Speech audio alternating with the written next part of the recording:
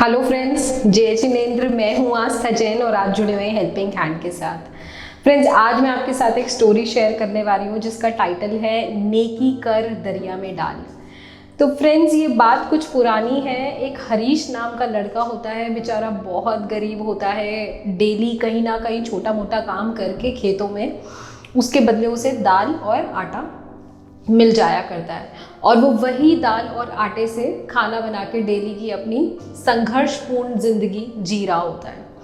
अब एक दिन वो अपने लिए 4 रोटी बना के मुंह धोने के लिए जाता है और जैसे ही वापस आता है तो देखता है कि 1 रोटी उसमें से कम होती है। अब रोज़ाना उसके साथ ऐसा ही होने लगता है। वो 4 रोटी बनाता है और जब वापस आता है तो उसे 3 मिलती हैं। तो वो एक दिन सोचता है कि मैं छुप के देखूंगा ये मेरी रोटी कौन चुरा रहा है। तो जैसे ही वो छुप के देख रहा होता है तो देखता है कि एक चूहा चुपचाप आता है और 1 रोटी लेके चला जाता है। और वो जैसे ही उस चूहे को देखता है वो उसे तुरंत पकड़ लेता है और बोलता है कि ये तो मेरी रोटी है, तुम क्यों लेके जा रहे हो। तो चूहा बोलता है, भाई मेरी किस्मत की रोटी तो मुझे खाने दो ना, मेरे से क्यों छीन रहे हो।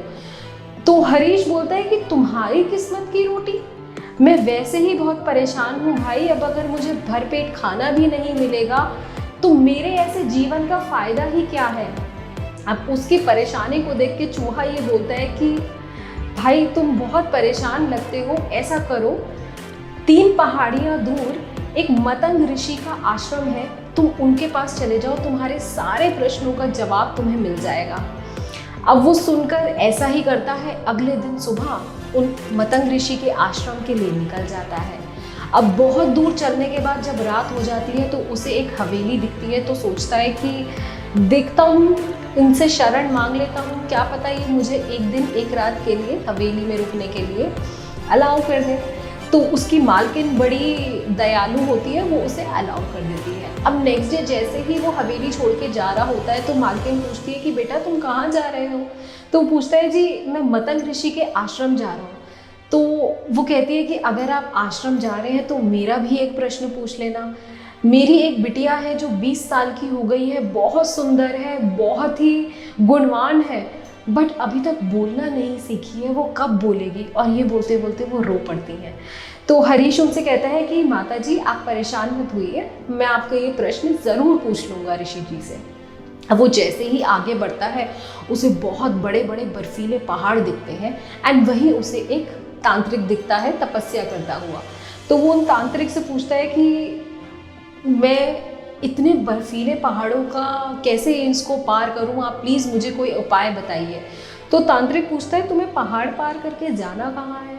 तो वो वही बताता है कि मुझे मतंग ऋषि के आश्रम जाना है। तो वो कहता है, मैं अपनी विद्याओं से तुम्हें ये पहाड़ तो पार करवा दूंगा, बट तुम्हें मेरा एक काम करना पड़ेगा, तुम्हें मेरा एक प्रश्न पूछना पड़ेगा। अब वो पूछता है, बताइए प्रश्न क्या है।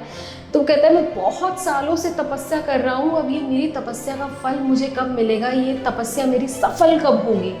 तो कहता है कि जी बिल्कुल, मैं ये आपका प्रश्न ज़रूर पूछ लूँगा। एंड तांत्रिक उन्हें वो बर्फीले पहाड़ पार करा लेता है। अब रहती है तो एक विशाल नदी। अब जैसे ही वो नदी के पास पहुंचता है तो उसे एक बड़ा सा कछुआ दिखता है। अब वो कछुए से रिक्वेस्ट करता है कि आप प्लीज़ मुझे अपनी पीठ पे बिठा के मतंग ऋषि के आश्रम तक पहुंचा दीजिए, ये नदी पार करवा दीजिए। तो कछुआ कहता है, चलिए ठीक है, आप बैठो मेरी पीठ पे। अब जैसे ही दोनों नदी पार कर रहे होते तो कछुआ पूछता है, भैया कहाँ जा रहे हैं, क्यों जा रहे हैं मतंग ऋषि के आश्रम। तो वो सब चीज़ें बता देता है उसे। तो वो बोलता है कि मेरा भी एक प्रश्न पूछ लेना अगर आप जा रहे हो तो। वो कहता है, बताओ। वो कहता है, मैं 400 साल से इसी नदी में हूँ और मैं एक साधारण कछुआ नहीं हूँ, मेरे अंदर ड्रैगन बनने की क्षमता है, तो प्लीज़ आप उनसे ये पूछ लेना कि मैं ड्रैगन कब बनूँगा। अब वो उन्हें भी वादा कर देता है और मतंग ऋषि के आश्रम को पहुंच जाता है। अब जैसे ही वो ऋषि जी से मिलता है तो ऋषि जी बोलते हैं कि पुत्र, तुम्हारे पास सिर्फ 3 प्रश्न पूछने का मौका है। अब ये सुन के वो असमंजस में पहुंच जाता है कि अब मैं उन तीनों के प्रश्न पूछूं या अपना प्रश्न पूछूं। बट उसको ऐसा लगता है कि मैं तो मेहनत करके अपनी गुजर बसर कर ही लूँगा, बट उन्होंने मेरी तकलीफ़ में मेरे काम आए हैं तो उनके प्रश्न पूछने ज़्यादा इम्पॉर्टेंट है। तो वो तीनों के ही प्रश्न पूछ के जैसे ही वापस आ रहा होता है तो उसे अगेन कछुआ दिखता है नदी के पार। अब कछुआ पूछता है कि भाई साहब आपने मेरा प्रश्न पूछा। तो वो कहता है, हाँ जी, आप जब अपने कवच को उतार दोगे तो आप ड्रैगन बन जाओगे। अब जैसे ही कछुआ उसे नदी के पार उतारता है और अपना कवच उतारता है तो वो ड्रैगन बन जाता है। बट कवच उतारते ही उसके कवच के अंदर से हीरे मोती पन्ने जैसे रत्न निकल जाते हैं। तो वो कहता है मेरे को इसकी कोई ज़रूरत नहीं है भैया, तुम ही ये रख लो। तो हरीश वो सारे के सारे हीरे मोती पन्ने कलेक्ट करके आगे बढ़ता है। और ड्रैगन, क्योंकि कछुआ ड्रैगन बन गया होता है, तो वो अपनी पीठ पे बिठा के उसे वो पहाड़ भी पार करा देता है। अब जैसे ही वो पहाड़ पार करता है तो उसे तांत्रिक मिलते हैं। अब तांत्रिक पूछता है कि भैया तुमने मेरा प्रश्न पूछा? तो वो कहता है जब आप अपनी ये विद्या किसी को दे देंगे, ये विद्या का मोह छोड़ देंगे, तो आपको मोक्ष प्राप्त हो जाएगा, आपकी विद्या सफल हो जाएगी। तो कहता है अब मैं किसको क्या ढूंढूंगा, तुम इतने भले आदमी लगते हो, तुम ही मेरी विद्या ले लो। तो वो अपनी विद्या भी उसे दे देता है। अब इस विद्या की वजह से वो जल्द ही मालकिन की हवेली में पहुंच जाता है।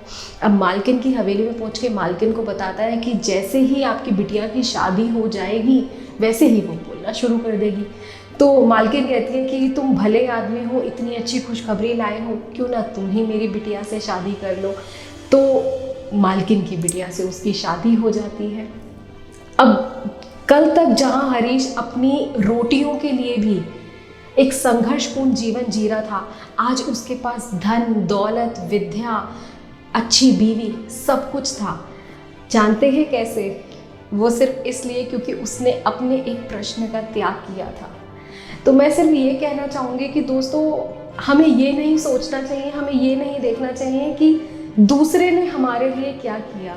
हमें ये देखना चाहिए कि हमने दूसरे के लिए क्या किया और हम क्या दूसरे के लिए कर सकते हैं। अगर हम सच्चे भाव से, अच्छी मंशा से कोई त्याग करते हैं और दूसरे के लिए कोई काम करते हैं, तो हमारी मंशा तो ऑटोमेटिकली भगवान जी पूरी कर देते हैं। तो आज के लिए इतना ही। Thank you.